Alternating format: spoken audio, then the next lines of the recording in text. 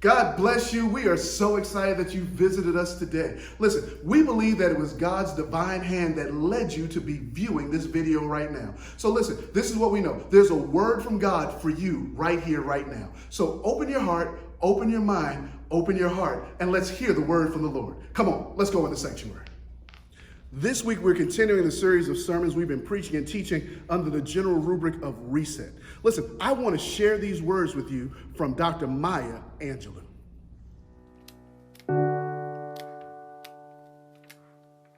Words are things, I'm convinced. You must be careful about the words you use, or the words you allow to be used in your house. In the Old Testament, we are told in Genesis that in the beginning was the Word. And the Word was God, and the Word was with God. That's in Genesis. Words are things. You must be careful. Careful about calling people out of their names, using racial pejoratives and sexual pejoratives and all that ignorance. Don't do that. Someday we'll be able to measure the power of words. I think they are things. I think they get on the walls. They get in your wallpaper. They get in your rugs, in your upholstery, in your clothes, and finally into you. Amen. Listen, as Dr. Maya Angelou famously said, words do matter. Words do have impact.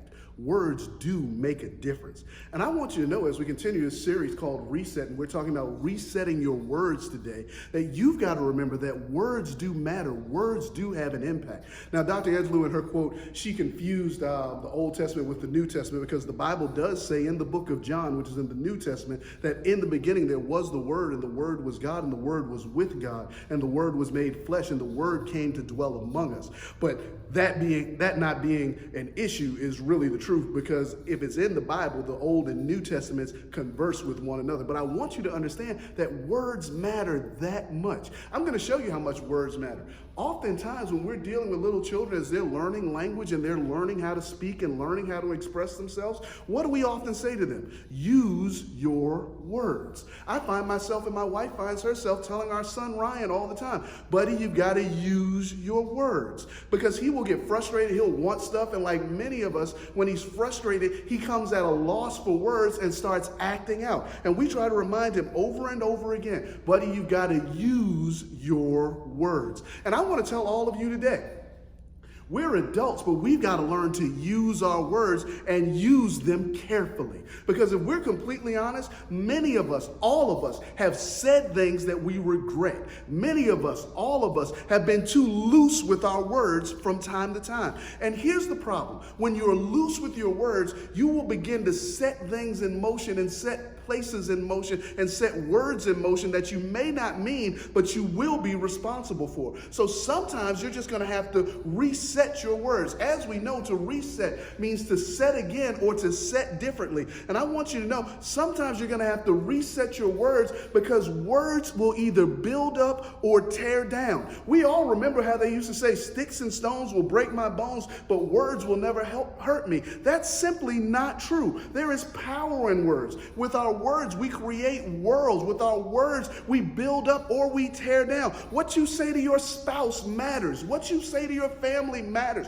What you say to yourself matters, because what you say begins to inform how you think, how you act, and how other people think and act around you. What you say about your situation matters. Too often in life, we destroy ourselves and pull ourselves down because we speak poorly of ourselves and what's going on around us. I want you to know that when you get up in the morning, the first thoughts you have, the first words you say begin to set the tone for your day. How many times have you gotten up in the morning and said, oh, here we go again? When you get up and you say, here we go again, you've already set the tone in your mind for what you're going to do. But if you get up in the morning and say, God, I thank you for another day. God, I'm up with a grateful heart. And God, I'm ready to go. And this is going to be a great day. Then you set that path as well. Your words matter, so don't use them carelessly. The Bible tells us in Proverbs chapter 18, verse 21, the tongue has the power of life and death, and those who love it will eat its fruits. What I want you to understand is that the Bible is telling us that what we say matters. What we say will speak life into the world, or it will speak death into the world. What we say will bring life to us, or will bring death to us. What we say will bring life to others, or will bring death to others. You have to be very careful when you use your words that you're saying what you mean, meaning what you say, and bringing life-giving words into the world, not death-giving words into the world. When we use our words properly, we can build up, we can create, and we can make things better. But when we use them improperly, we will tear down, we will destroy, and we will make things worse. I want to ask you a question today. Are you using your words, and are you using them well? Are you speaking more life into the world, or are you speaking more death into the world? Friends, we have to reset our words because it's way too easy to speak death. Let me show you. Over the last few weeks, many of you know that if you were on Facebook, Instagram, watched the news, or anything else, you saw the speech that was going on. We call things hate speech. We talk about how people are talking about things and talking about each other. And if you weren't careful, you would get depressed just watching what people were saying and reading the words that people were saying, because too many people were speaking too much death into this world. And I want to remind you that if we speak life and hope, it will build us up. It will give us new vistas. It'll give us new ways of speaking and new ways of seeing things. But it's too easy to speak death. It's too easy to talk down. It's too easy to say everything is bad. It's all going wrong. It's never going to go right again. When you say everything is bad, you'll see bad things. When you say everything is wrong, you'll see wrong things. When you say it's all falling apart, you will see things falling apart around you. But I'm here to tell you that if you say God is good and glory is coming, you'll begin to see the goodness of God and that glory is coming. You'll set yourself on a new path simply by the words you say. But here's the thing, it also affects the people around you. I'll tell you a story. When I was in the 4th grade, let's just say between the 3rd grade and the 4th grade, I had a growth spurt. There just was one small problem with my growth spurt. I spurted out before I spurted up. You see, when I left the 3rd grade, going into the 4th grade, before that summer, I was a little scrawny little guy. But when I came back, let's just say I had puffed up a little bit. And I remember on the first day of school, I was walking to school. It was a wonderful day. I was so excited. And I saw my crush from the 3rd grade coming. This little girl named Kimberly. I was so excited to see Kimberly. She was so cute, looked just the same, little scrawny legs. And she was walking by talking to that little girl, Monica. And she didn't know that I could hear her. And she said, "Ooh, look at Daryl. He got fat."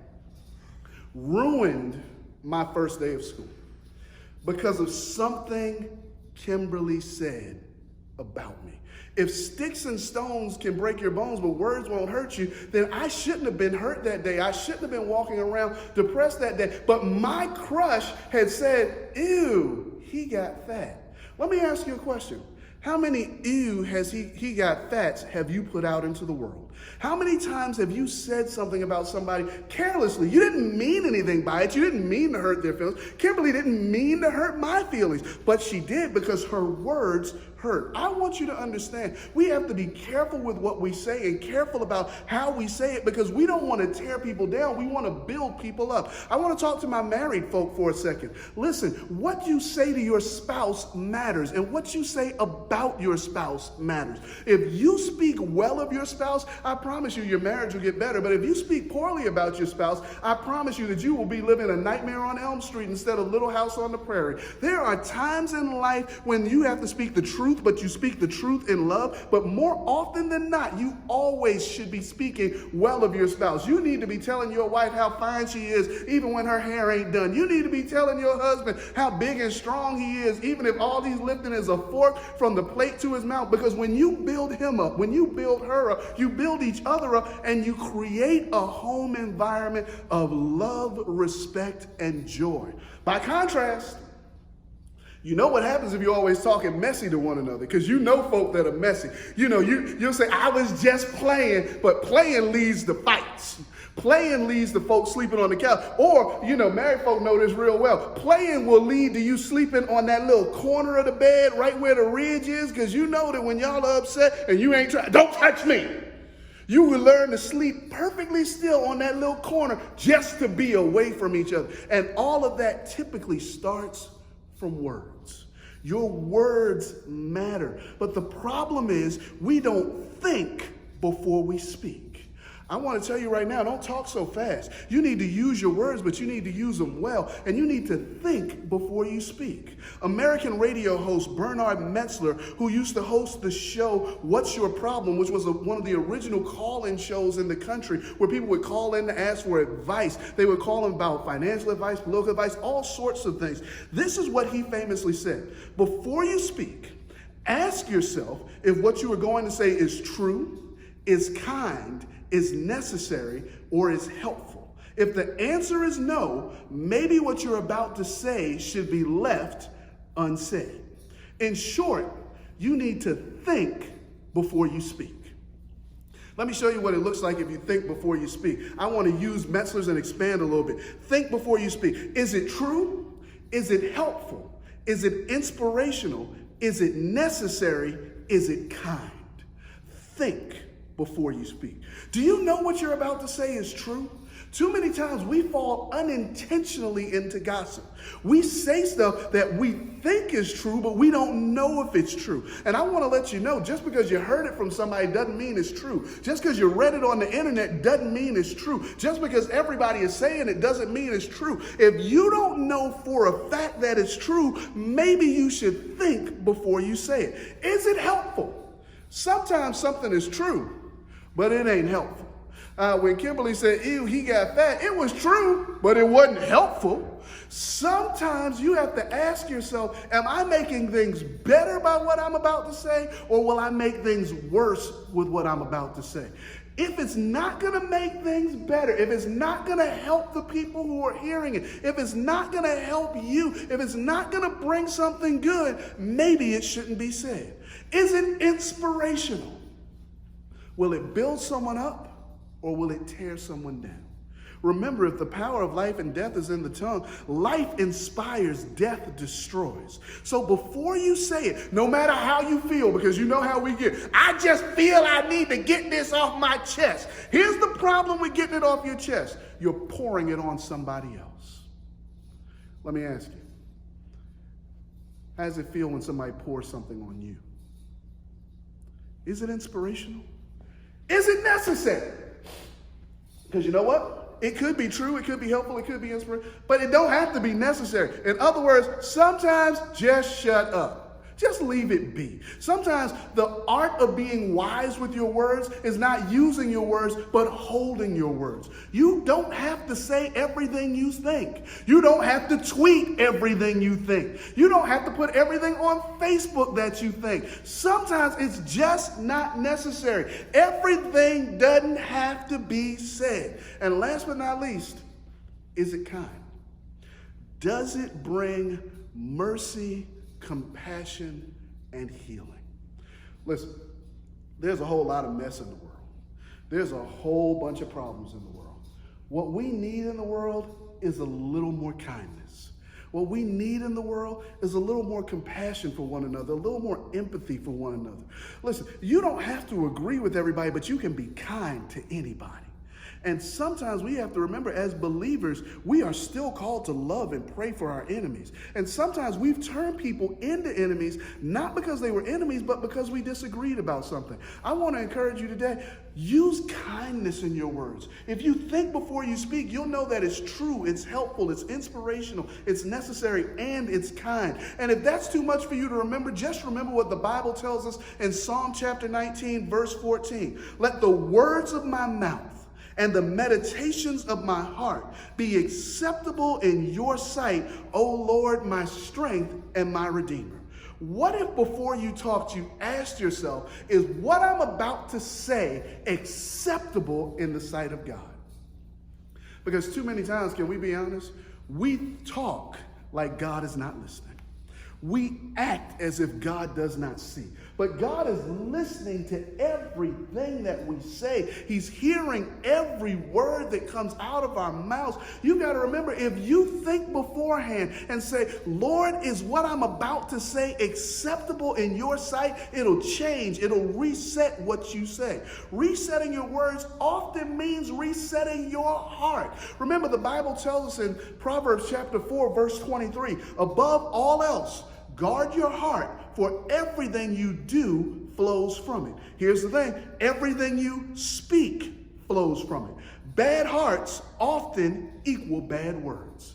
You've got to get to the point where you're not so full of mess that mess always comes out of your mouth. You've got to get to the point where what flows out of you is joyous, is kind, is courteous, is joyful. It gives life into the world instead of death into the world. Sometimes, if you want to know the truth, you can find out that people are rotting away on the inside by what comes out of their mouth. And sometimes you can find out that people are being renewed on the inside by what comes out of their mouth, because we are known by what we say. The Bible tells us in Luke chapter 6, verses 43 through 45, no good tree bears bad fruit, nor does a bad tree bear good fruit.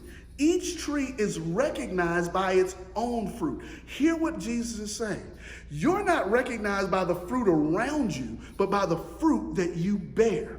People do not pick figs from thorn bushes or grapes from briars. A good man, a good woman brings good things out of the good stored up in their hearts. And an evil man brings evil out of the things that is stored up in his heart. For from the mouth speaks what the heart is full of. In other words, we will know who you are by what's always coming out of your mouth.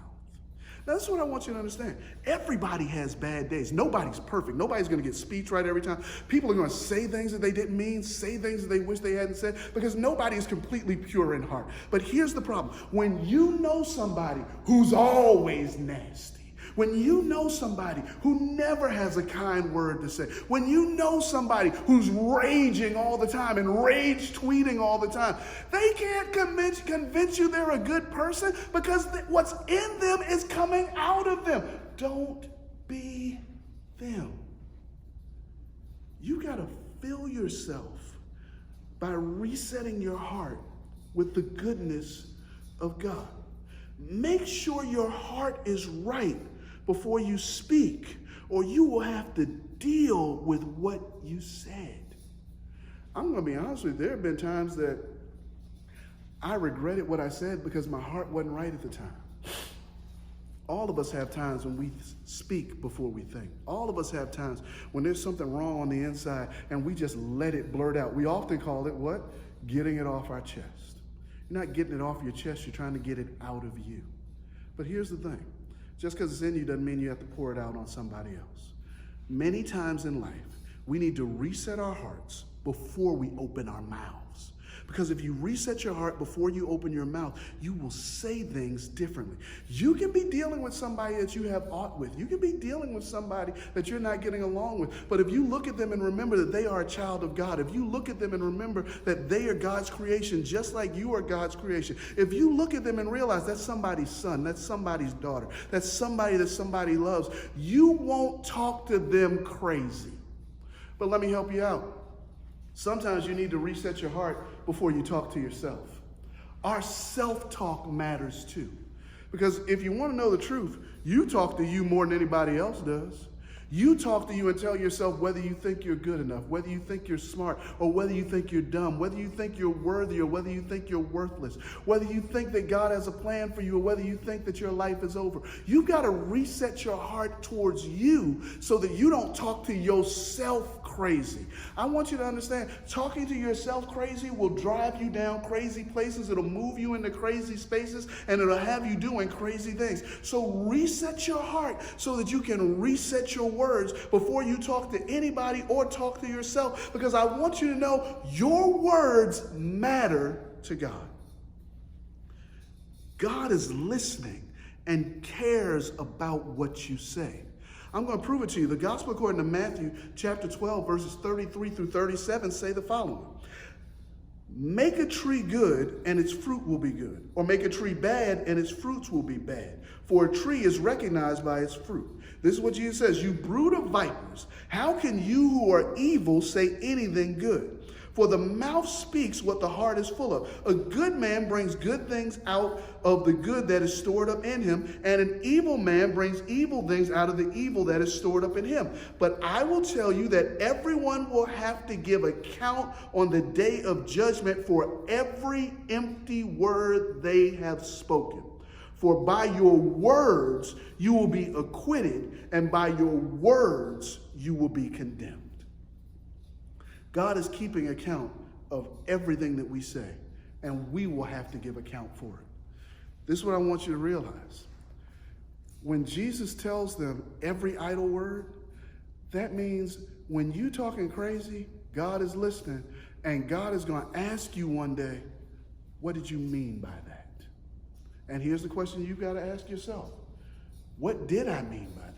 What was I trying to say? What was I trying to get across? And many times, the truth of the matter is, we spoke in anger. We spoke in haste. We weren't thinking when we said it. We just blurted it out. I want you to understand, you need to be careful because God is listening. God is watching. And there are things that you will not say if you know somebody is listening. Listen, I remember, how many of you know that there are ways that you won't speak in front of your mama? You good and grown, but you won't say certain stuff in front of your mama because you're like, oh, mama listening. If mama's listening and you know not to talk crazy, what about when God is listening? Because God is everywhere. He's omnipotent. He's omnipresent. So he always hears what you're saying. And you're going to have to give account for it. So if you're going to have to give account for it, I want you to know these three things. Three things before you speak. Listen, the Bible tells us, Paul's writing in Colossians to the church in Colossae chapter 4, verses 5 through 6. Be wise in the way you act towards outsiders. Make the most of every opportunity. Let your conversation always be full of grace, seasoned with salt, so that you may know how to answer everyone. These are the three things Paul gives us, and this is how you can watch your speech. I told you, you got to think. You also have to remember, let the words of my mouth and the meditations of my heart be acceptable in your sight, O Lord, my strength and redeemer. But here's the last one.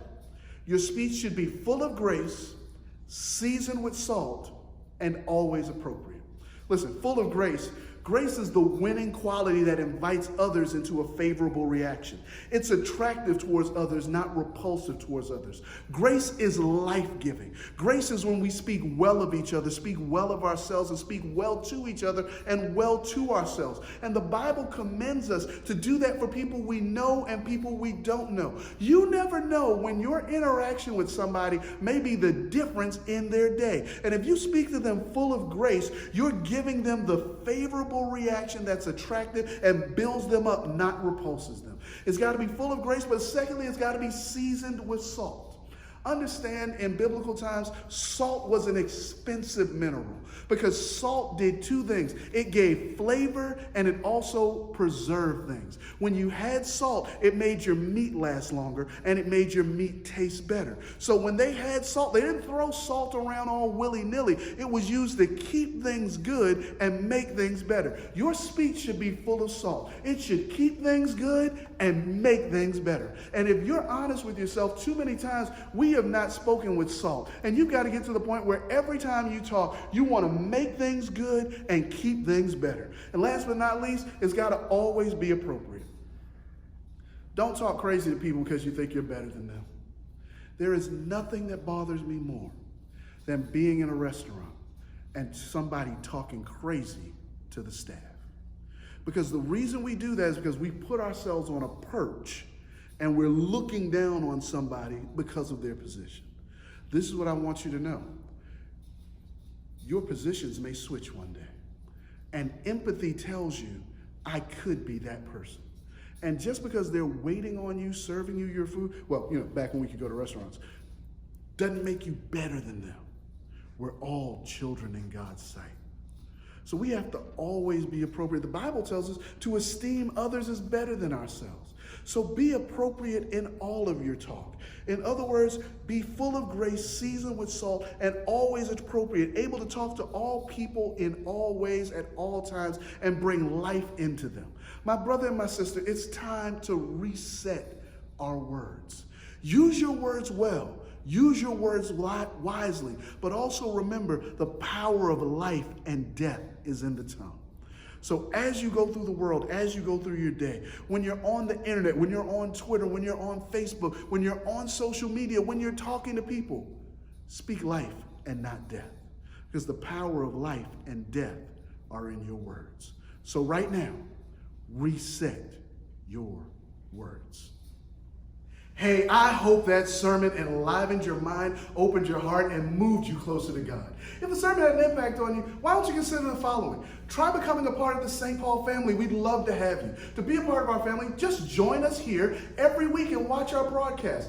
Follow us on social media. We're on Instagram. We're on Facebook. All you got to do is come and join us, or go to our website and keep up with all that's going on. We want to be connected to you, and we want you to be connected to us.